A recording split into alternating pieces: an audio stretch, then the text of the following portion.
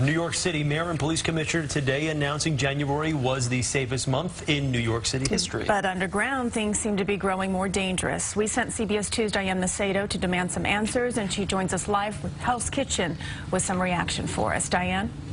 Christine and Chris, the mayor and the police commissioners say we just had the safest January on record and a pretty good year overall for 2015. But that comes in sharp contrast to a big increase in crime within the transit system. I asked the mayor and the commissioner why and what they're doing about it. Mayor de Blasio and Commissioner Bratton proudly announced New York is the safest big city in America after a great year for crime fighting. Overall, we achieved an almost 2% drop in serious crime compared to 2014. And the NYPD followed that up with an even better month. Murders are down 45%. Shootings down 34%. Overall crime down 10% compared to just a year ago.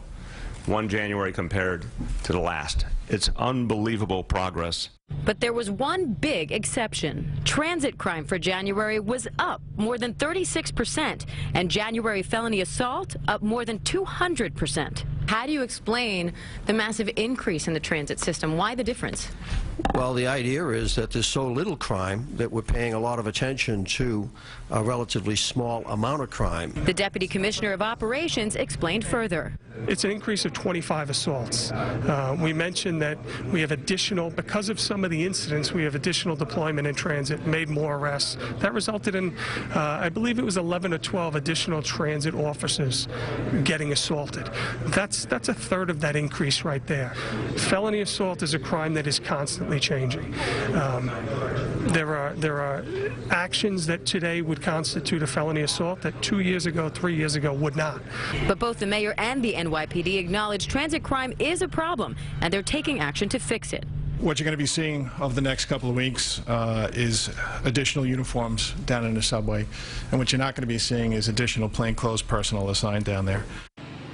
In addition, the city will also be inspecting subway stations and the trains themselves. They'll also be adding new cameras to new cars on the subway and increasing outreach. They also say they'll be waking people up who are sleeping on the subway. The commissioner says that has been the case for roughly half of these crime victims in the transit system. And they're asking people to avoid any altercation on the subway whenever possible and, of course, contact police immediately if you see any strange behavior. Live in Midtown Manhattan, Diane Macedo, CBS 2 News.